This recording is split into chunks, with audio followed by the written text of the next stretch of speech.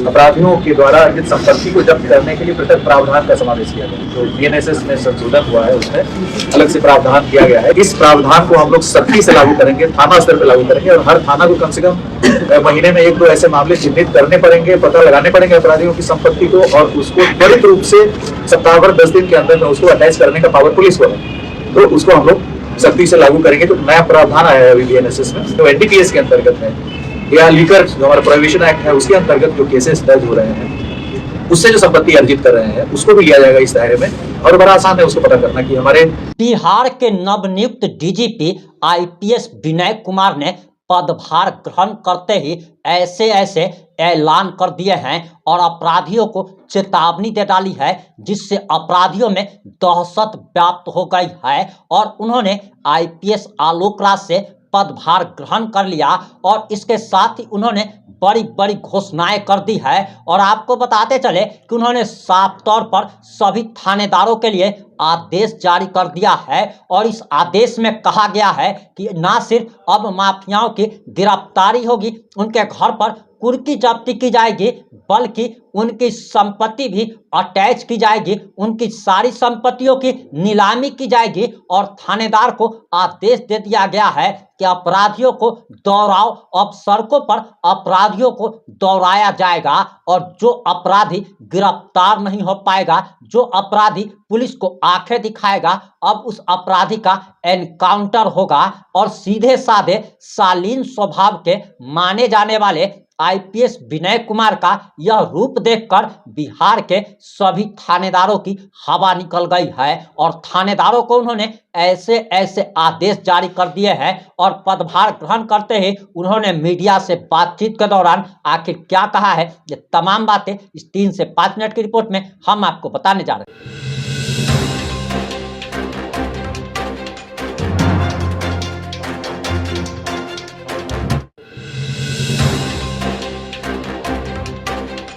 नमस्कार, मैं प्रिंस कुमार सिंह और आप देख रहे हैं पॉजिटिव इंडिया। इस वक्त की सबसे बड़ी खबर आईपीएस विनय कुमार के बारे में आ रही है। आईपीएस विनय कुमार वो व्यक्ति हैं जिन्होंने बिहार के नवनियुक्त डीजीपी का पदभार ग्रहण किया है और पदभार ग्रहण करते ही उन्होंने आदेश जारी कर दिया है। 1991 बैच के आईपीएस अफसर विनय कुमार ने नए पुलिस प्रमुख के तौर पर ज्वाइनिंग कर लिया, पदभार संभाल लिया। डीजीपी विनय कुमार ने माफियाओं की गैर कानूनी संपत्ति जब्त करने और सख्त कार्रवाई करने का ऐलान कर दिया है। उन्होंने सभी थानेदारों को आदेश दिया है कि अगले 1 महीने में अपने क्षेत्र में कम से कम 1 माफिया की संपत्ति जब्त करे।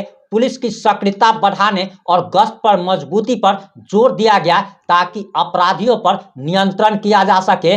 आपको बताते चले कि ये मोतिहारी एसपी का कहीं ना कहीं नकल किया गया है और हमने आपको मोतिहारी एसपी स्वर्ण प्रभात के बारे में बताया था कि मोतिहारी एसपी ने मोतिहारी के सभी अपराधियों को चेतावनी दे दी थी और कह दिया था कि या तो सरेंडर कर दो वरना तुम्हारी सारी संपत्ति जब्त की जाएगी, सारी संपत्ति नीलाम की जाएगी, घर पर कुर्की जब्ती की जाएगी।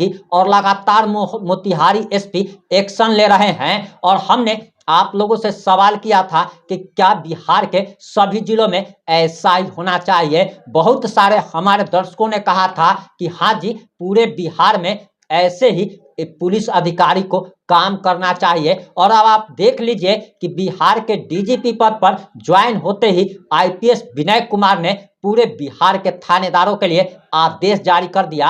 और सबसे पहले आप बिहार के नवनियुक्त डीजीपी आईपीएस विनय कुमार का वो बयान सुनिए, उसके बाद हम आपको आगे की बात बताएंगे। और अपराधियों पर काफी सख्त नकेल कसा जाएगा। स्पीडी ट्रायल को काफी सख्ती से लागू किया जाएगा। जो भी वेल डिटेक्टेड केसेस हैं, अच्छे ढंग से उद्भेदित केसेस हैं जिसमें साक्ष्य की प्रचुरता है, उन कांडों को चिन्हित कर उसको स्पीडी ट्रायल के तहत लिया जाएगा, जो भी गंभीर कांड है।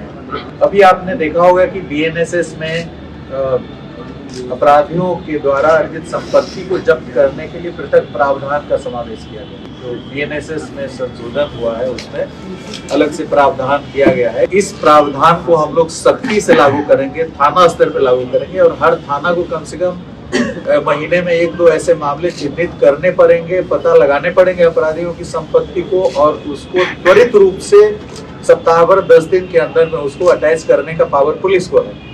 तो उसको हम लोग सख्ती से लागू करेंगे। जो नया प्रावधान आया है अभी BNSS में, जो NDPS के अंतर्गत है, या लीकर जो हमारा प्रोहिबिशन एक्ट है उसके अंतर्गत जो केसेस दर्ज हो रहे हैं, उससे जो संपत्ति अर्जित कर रहे हैं, उसको भी लिया जाएगा इस दायरे में। और बड़ा आसान है उसको पता करना कि हमारे जितने चार्जशीटेड लोग हैं, जो चाहे प्रोहिबिशन एक्ट में हो, NDPS एक्ट में हो, उनकी संपत्ति का पता किया जाएगा। जो लॉ एंड ऑर्डर से संबंधित केसेस हैं, उसमें जो भी गिरफ्तारियां वांछित है, उसको एक अभियान चलाकर युद्ध स्तर पर उनकी गिरफ्तारियां होंगी।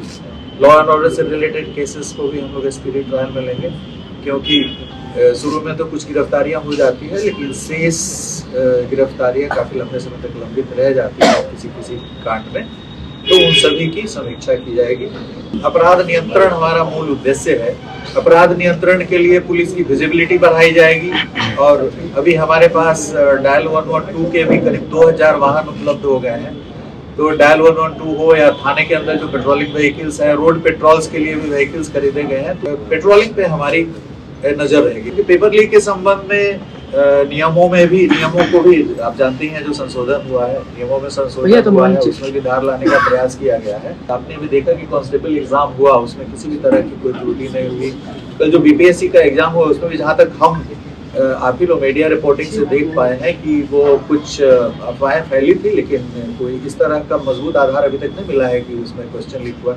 तो हमारा राज्य ही है जिसमें अभी जो बड़े स्तर पे जो कांस्टेबल का एग्जाम हुआ, तो वो भी बहुत बड़ा एग्जाम था, कई फेजेज में हुआ था, 4 या 5 फेजेज में हुआ था। BPSC का भी एग्जाम हुआ है, जो सबसे महत्वपूर्ण एग्जाम है स्टेट का।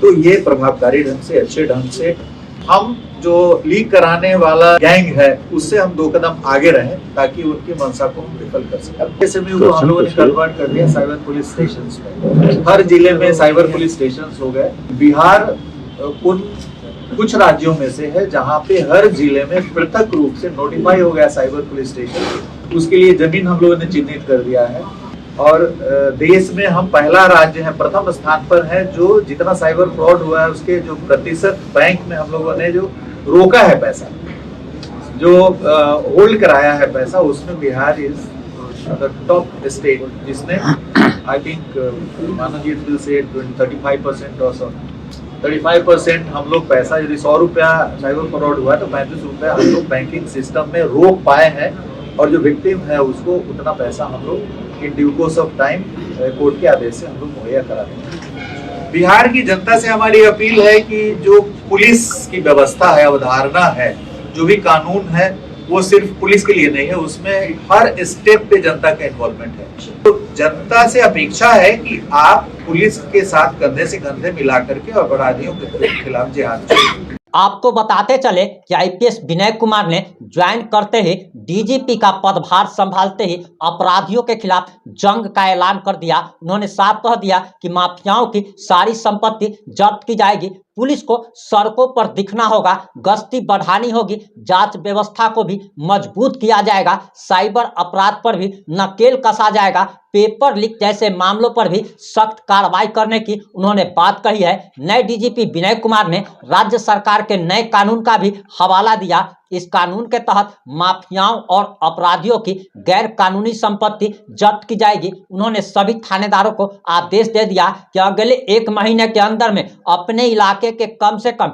एक माफिया की संपत्ति जब्त करे, चाहे वो माफिया बालू माफिया हो, शराब माफिया हो, परीक्षा माफिया हो, या किसी भी गैर कानूनी कामों से जुड़ा हुआ हो। DGP ने पुलिस की सक्रियता पर भी जोर दिया। उन्होंने कहा कि पुलिस को आम लोगों के बीच रहना चाहिए, अपराधियों को पकड़ने के लिए गश्ती बढ़ानी होगी, चाहे थानेदार हो या फिर बड़े अधिकारी हो, सबको अपने इलाके में गश्त बढ़ानी होगी। पुलिस की मौजूदगी अपराधियों पर लगाम लगाएगी। उन्होंने अपराधियों को सजा दिलाने के लिए जांच प्रणाली को और भी मजबूत करने की बात कही है।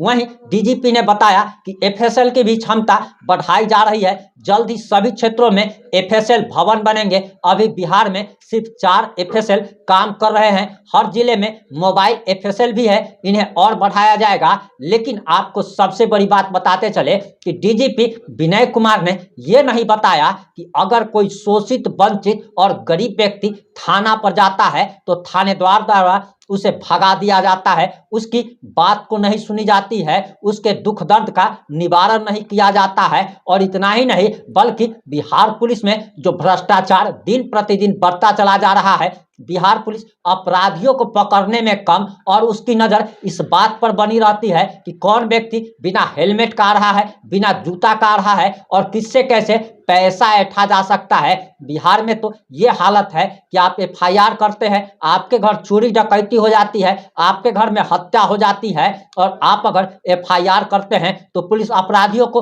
पकड़ती नहीं है और इसके लिए पुलिस अधिकारियों द्वारा रिश्वत की मांग की जाती है कार्रवाई के लिए। तो इस पर डीजीपी महोदय ने कुछ नहीं कहा। इस पर भी डीजीपी महोदय को कुछ तो जरूर बोलना चाहिए था कि आखिर भ्रष्टाचारी पुलिस वालों पर वे क्या कार्रवाई करेंगे। आप क्या सोचते हैं? अपनी प्रतिक्रिया जरूर दीजिएगा। जुड़े रहे हमारे साथ। जय हिंद, जय भारत।